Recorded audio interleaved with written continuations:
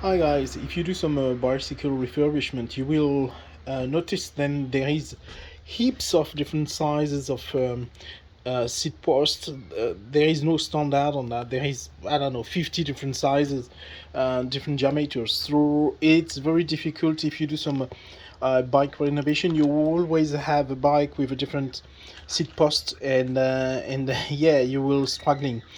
One option exists. It's this. This is a sleeve. You can order this online, but you have to be extremely precise. Take the measurement of the diameter of the frame and the diameter of the seat post. You've got to find the right sleeves fitting both of them. And but yeah, it's a good option because you can reuse a seat post without replacing it. And a seat post costs way more than a sleeve. The sleeve costs around $7-8, not even that. Some are cheaper than that. So it's a good option, and it's a good quality strong thing. You just fit it with the space here in the same position. Then the frame has got the space at the back here. Just sleeve it inside, put the seat post on it, and it's all done. So yeah, that's something I do recommend. If you find out then you don't have the right size of seat post, you can use a sleeve. Thank you. Now, I want to talk about a bike stand. If you very often fixing bicycle or even your personal bicycle, this is very handy to have a bike stand. However, I do recommend to be careful and to clamps the system, the blue part you see on the video, on the seat post and not on the frame, because most of the bikes these days, like this aluminum frame bike, they've got all the strengths from the shape of the bike. If you clamp on the frame and for some reason you let's say you are not very careful, you can manage to damage the frame, and it's not fixable for most of them. So it would be not a problem with a steel frame, but with aluminum frame or even worse on carbon frame, I do not recommend to hold it on the frame. It's always better on a seat post. However, sometimes it's not possible. So if you do it carefully. Put a cloth or something in between the part you want to clamp on, and to try to not pinch something, even a cable, for instance. And So on mine, as you can see, there is different position. You can turn oriented the frame another way. It's very handy. I use this every day. I've got an old school storage system on my left. You will see this one here.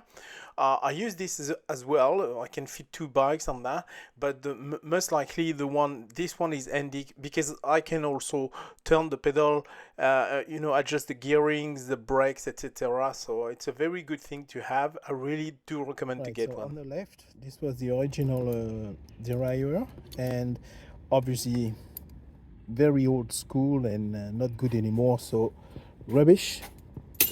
And then instead, I will put this one. It's a Shimano Altus, so in good shape, good condition. As you know, when I got a bike and I bought for not much because it's broken something, I take away everything we could be reused on another bike, and this is what happened. So this one will go here. Yeah, it would be a good swap anyway. And with the Shimano DRLX, I think it would work well together. Let's see how it goes. So right now I'm actually using this tool to open the chain because my derailleur, the one I just showed you earlier, is not. Hang on, it will be easier to explain you that way. Okay, some of them have a little screw here. Then you can unscrew and put the chain in the derailleur and put the screw back. But most of the newish version of the derailleur, they don't have this. This is fixed on it. You can't remove it. It's a rivet. So no drama. What I have to do is open the chain. So I will just push the axle of the link here, and it's important not to push it too far away. Otherwise, you will need a quick link system to reattach the chain. things that I try to avoid. So what I will do, I will push this axle just enough to open the chain. It means then I will be able later to push it back in position. So yeah, that's for me the best way to do it, instead of having a link on the chain. And I had a quick look, and the chains have no link, or is partially damaged or something like that, so I didn't see it.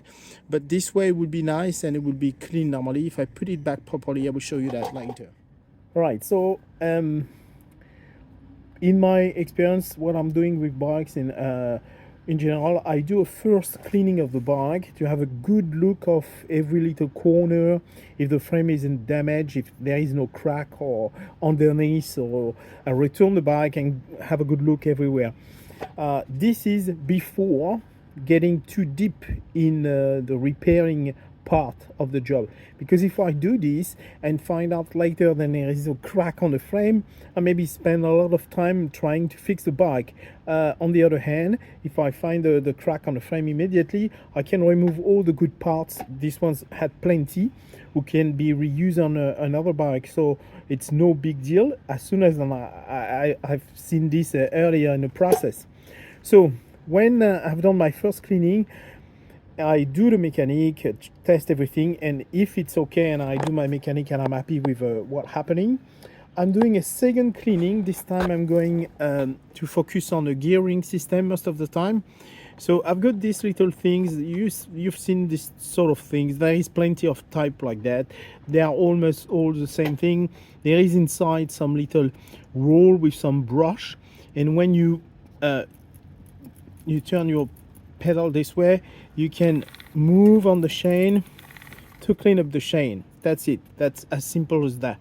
So you put your cleaning product here and clean up the chain. When it's done, what I like to do, that's my perception, that's the way I do it. I'm not saying this is the way to do it, but what I'm doing, I'm just using a cloth, remove the excess of cleaning product, and I take some soapy water and wash the gearing system, all the crank, the cassette, and the chain.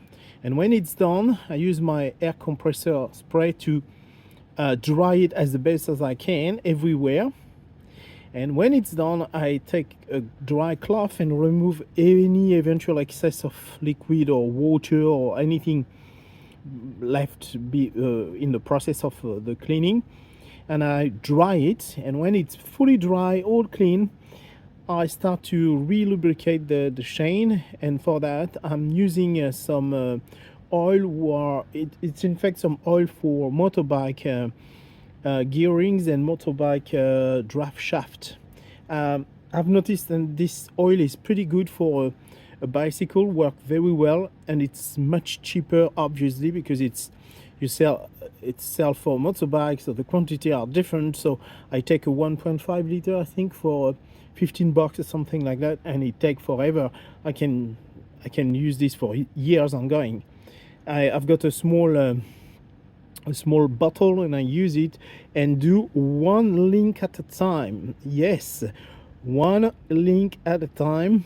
I take my time. I've got a seat. I do this, and when it's done, I remove the excess with a cloth, and that's it. The bike is ready to go. No need to have a lot of grease on a bike, which make a messy bike, because every time, especially on a mountain bike, you're going in dirt, you're going in at the beach or wherever, and this will stick and will create some gunk and will be absolutely disgusting. So it's better to use very little oil, not much, but it's better to do it let's say one time a month or something like that, and not more, and you will keep your gears, cassette, crank and chain for a very long time if you take care of them.